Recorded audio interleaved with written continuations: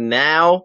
Obviously, going to be discussing more playoff action in the NBA right now to recap exactly what happened yesterday. Obviously, the game of the night was between the Utah Jazz and the Denver Nuggets. That game was close down to the wire. Mike Conley with a chance to win the game at the buzzer, but it's just off, and that's it. The Nuggets, they did come back down 3-1 to clinch that series, and everybody was a little shocked that Jamal Murray and Donovan Mitchell did not take over in that game. Particularly, it was a lot of other role players involved. Rudy Gobert had a big game, along with Jokic and a couple other stars on both teams. So that was a big, big time win, obviously, for the Denver Nuggets in that regard. Earlier game was between the Raptors and the Celtics. Looks like the Raptors had that game. They were up 12 late, and the Celtics came roaring back. Marcus Smart had 16 points in one quarter. He was unbelievable performance, and that propelled the Celtics to take a 2-0 lead over the Toronto Raptors right now. So it was some really great stuff to see. Obviously, we're going to see how the Raptors respond. And now we'll see the Denver Nuggets move on to a very, very difficult matchup against the Los Angeles Clippers. But like I said, guys, before I kick off the show, just want to remind everybody, you're listening to Pick and Pop Player Props. I'm your host, Jimmy Scalia. Glad to be here. And just want to remind you guys one more time, promo code is Scalia, Scalia. If you want to create a BetQL account, use my promo code. You get 20% off your account for the best sports betting data on the planet, something you guys really want to invest in moving forward. So like I said, this is an area where you think about, okay, what are we going to see between these two games we have today? Obviously between the Miami Heat, the Milwaukee Bucks, along with Game 7 of the Oklahoma City Thunder and the Houston Rockets. So, another Game 7, it's really exciting stuff. A lot of people expecting the Bucks to respond today, and we'll just jump right into what I think is going to happen today. We're going to start off, of course, at the first one. Like always, why him? Why not go with Luke against Dort? Over 1.5 3-point field goals. Now, obviously, this guy is not the biggest household name within the big-time playoff teams right now in the NBA. But I think this is something he could definitely achieve, and here's the reason why. They literally leave this guy alone on the three-point line. They don't even go near him. It's honestly disrespectful. I've never seen the disrespect that Dort gets, but something that I do like about that, even though he is not the best three-point shooter, the volume is there, and the opportunities are there. It's wide open. It's like shooting in practice. And Dort, think about this. He had 2 in his last game. He was 2 for 6, so he achieved it that game. Game before that, he attempted 9 3-point field goals. 0 went in. 0, okay? Obviously a problem there, but if you really take a deeper look, this guy, after the first 4 or 5, he kept firing away from downtown. Volume is there for Dort. It's going to keep getting the opportunities. And, this is a big thing that you think about a lot in the NBA. If you're open for 3, you have to shoot the ball. You can't disrupt the rhythm of the offense, what they're trying to do. You simply have to shoot it in those scenarios. And Dort, the Canadian NBA guy, he's going to be taking those opportunities to shoot from downtown. Like I said, not the best, but if he keeps getting those opportunities, if they keep leaving him absolutely alone, he's going to keep firing away. He only has to make 2. Just remember that. It's 1.5. That is on DraftKings, minus 134 odds. So you're definitely going to want to think about taking that. So Dort, I thought, was a perfect candidate for my why him category, and that's why he's there in that regard. Moving on to the next segment, we have nothing but net, and this is a subject that I really like. It's it's on DraftKings, and it's which player is going to score the most points. They throw on a couple of matchups there. This time they had Chris Middleton against Goran Dragic, and this time I'm going to pick Middleton to beat out Dragic. I think he'll have more points.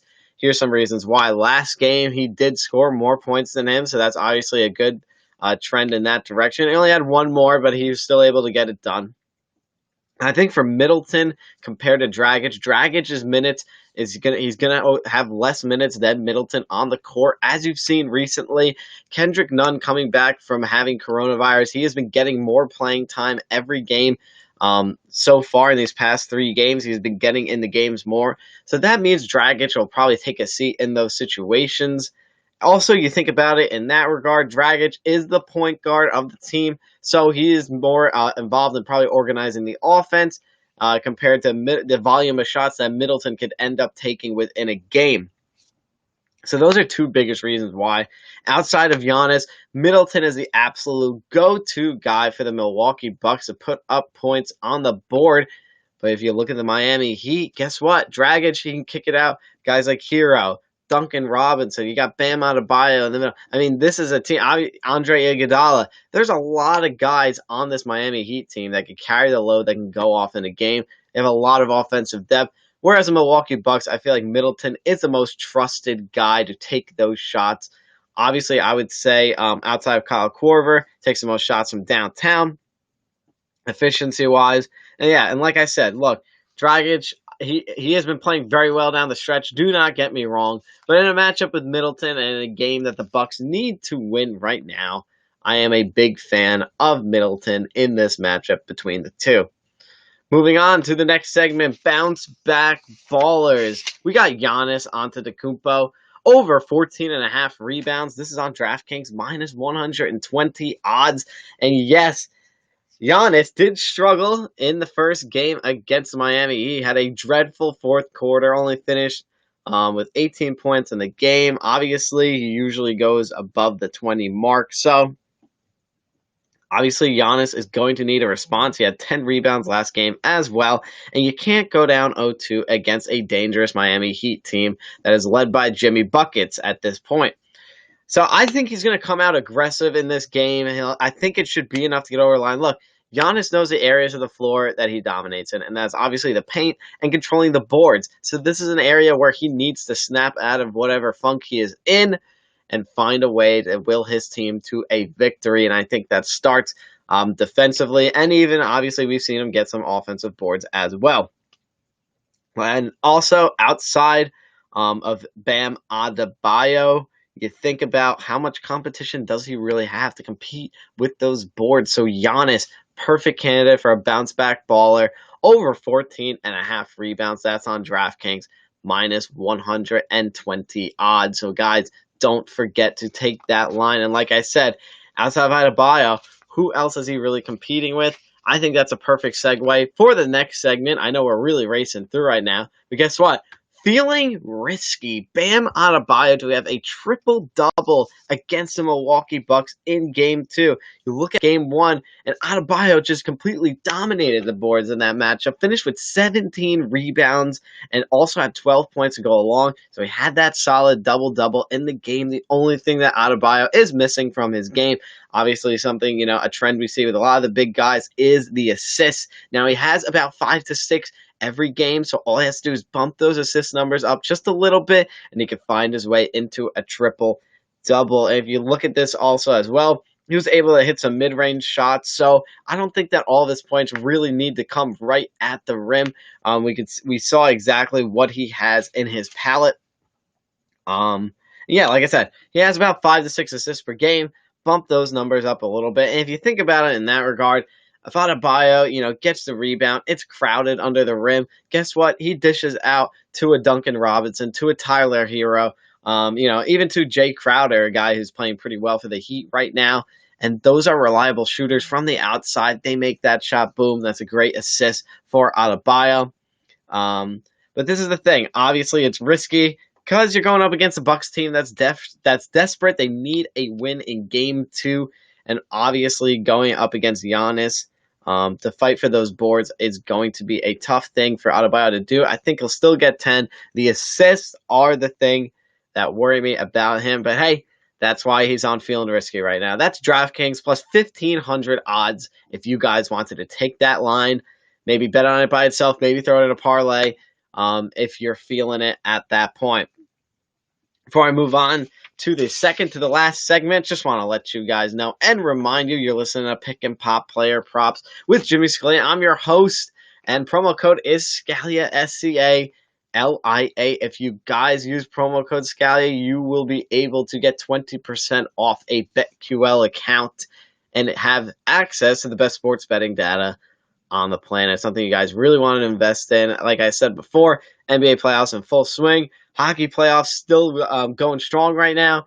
MLB is creeping up to some big games, and obviously football is right around the corner. Cannot wait to see NFL season back in full swing. So guys, don't forget to use promo code Scalia, Scalia, and you will get a 20% off discount on BetQL.com. With that being said, we're going to move on to keep an eye on. And for this one, we have PJ Tucker over 1.5 3-point field goals. Now, Tucker is a guy that I have had trust issues with in the past. But here's the thing. I mean, this guy literally camps out with a chair and a book in the wings constantly. He's always there, sitting there, waiting for that pass to come his way.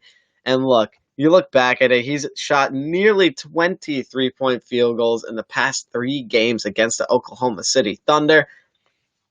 Looking at it from that perspective, you at least expect him to take about 4 to 5, and if he only needs to make 2, those are pretty good odds. I like the volume from PJ Tucker, and this is the reason why he's on keep an eye on. The only thing that's worrisome, obviously, Tucker is not the best shooter in the world, but you leave any NBA player open like that consistently, eventually those shots are going to go in for Tucker.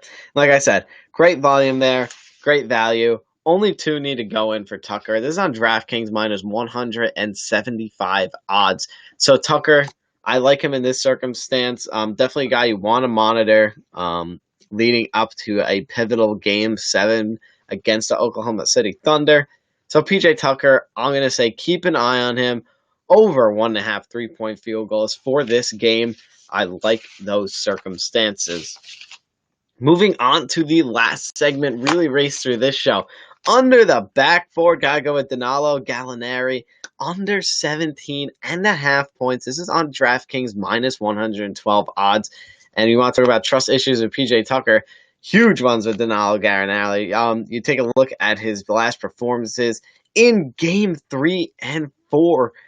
Actually 4 and 5. Game 5, he only had 1 point the whole game, Gallinari. And the game before that, he had 9. Now, obviously, Game 6, he went off for 25 points. But that is the thing that scares me with Gallinari. The inconsistency. Will he be able to stay consistent? He has been dreadful from downtown in recent games against the Houston Rockets. And you take a look at that, along with the limited minutes, I think Gallinari, 17.5 points in this Game 7. I think this is going to be a game where you see Chris Paul and Schroeder and Shai Gilgeous-Alexander control the ball a lot more than a guy like Gallinari in this spot. So I'm going to have to take the under on this, 17.5. Like I said, inconsistent performances. Not a guy I'm really confident in sticking with at this point.